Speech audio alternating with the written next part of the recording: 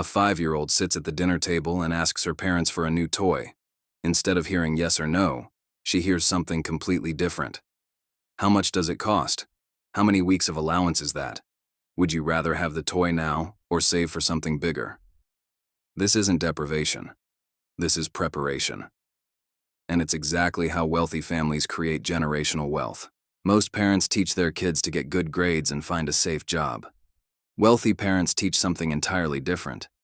They pass down frameworks for building wealth that most people never learn, even after decades in the workforce. These aren't secret strategies locked in vaults.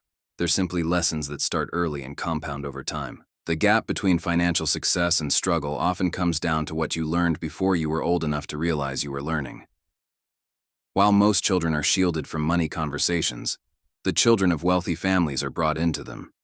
Not to create entitled adults, but to build capable ones. Today we're breaking down 10 specific lessons wealthy families prioritize, and more importantly, why they start teaching them when their kids can barely tie their shoes. Lesson 1 is that money is a tool, not a goal. Most kids grow up thinking money itself is the prize. Rich families teach the opposite. Money is like a hammer. It's useful, but only when you know what you're building. A wealthy parent doesn't just hand their child $20. They ask what the child plans to do with it. The question shifts the focus from having money to using it strategically. This creates a mindset where every dollar has a job. Instead of spending being the default, it becomes a conscious choice among options. Lesson 2 is understanding the difference between assets and liabilities. A 10-year-old from a wealthy family can often explain what an asset is before most adults can. An asset puts money in your pocket. A liability takes it out. Sounds simple, but this distinction changes everything. That new gaming system? Liability. It loses value the moment you open it. That small vending machine at their school they convinced their parents to help them buy. Asset. It generates cash while they sleep. Wealthy families make this tangible early. They help their kids acquire small assets. A lawnmower that earns money cutting grass. A few shares of stock in a company the kid recognizes. Lesson 3 might surprise you. It's that time is more valuable than money. Wealthy parents teach their kids that you can always make more money, but you can never make more time. This isn't about lazy luxury. It's about leverage. If you spend 4 hours doing something that could be outsourced for $20 while you could be learning a skill worth thousands, you made a bad trade. Kids from wealthy families learn early to value their time like a CEO values theirs. What's the best use of the next hour? This question becomes automatic. Lesson 4 is that debt is a tool with rules. Most families teach kids that all debt is bad. Run from it. Fear it. Wealthy families teach the opposite. Debt is leverage, but it has to be used correctly. There's good debt and bad debt. Bad debt buys things that lose value. Good debt buys things that gain value or produce income. A loan for a luxury car you can't afford? Bad debt. A loan to buy a rental property that cash flows every month? Good debt. The children of wealthy families see their parents use debt strategically. They watch mortgages get paid by tenants. They see business loans turn into profitable companies. Lesson 5 is understanding tax strategy early. Here's something most people discover too late. It's not what you earn that matters. It's what you keep. Wealthy families teach their kids that taxes are the single biggest expense they'll ever face, and there are legal ways to reduce them dramatically.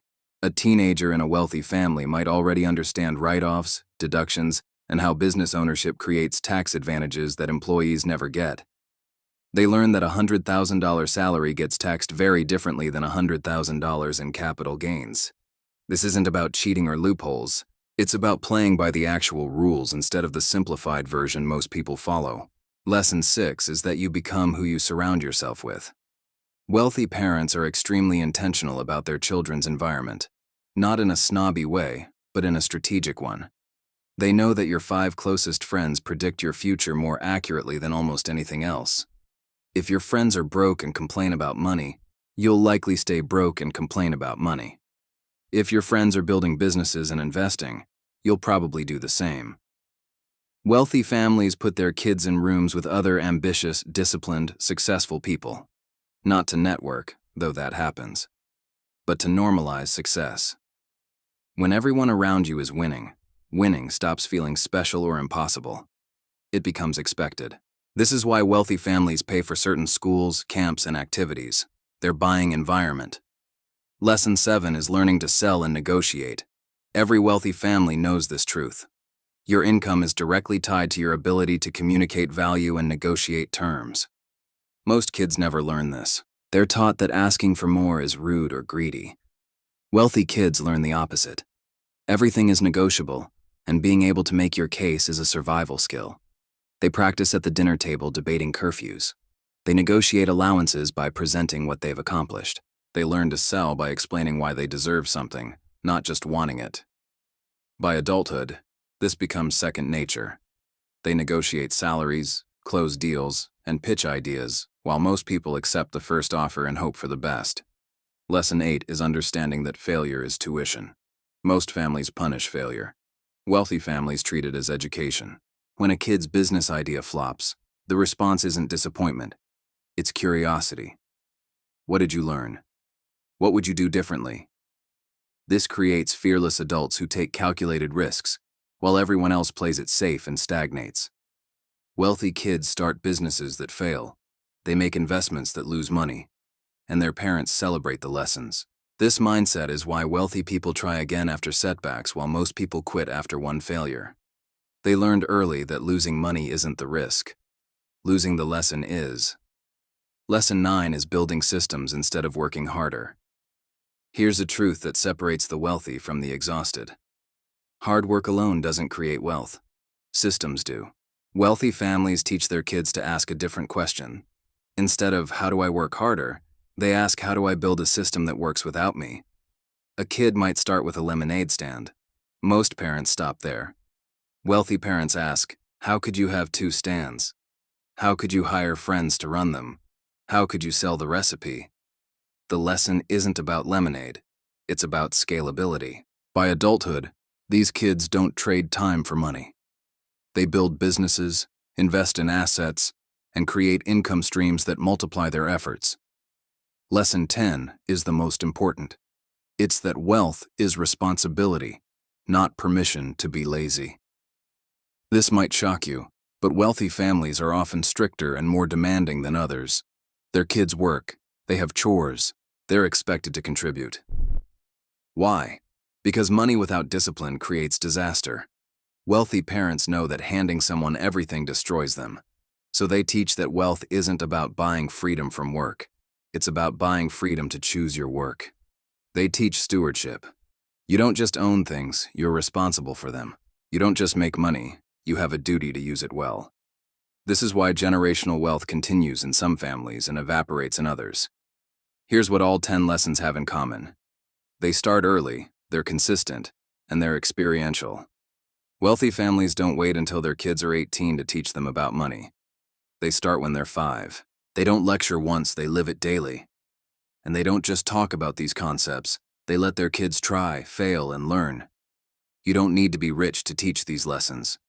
You need to know them yourself and commit to passing them forward. Every single one of these lessons can start today in any household. Let your kids see you budget. Talk about your investments. Explain why you bought something or chose not to. Let them start a small business. Help them buy their first asset, even if it's a $10 stock. The children of wealthy families aren't smarter or more talented. They just had different training. And that training started before they could spell their own names. You now know what they were taught. The question is, what will you do with that knowledge? Your financial education may have started late, but it doesn't have to end incomplete. And it definitely doesn't have to stop with you.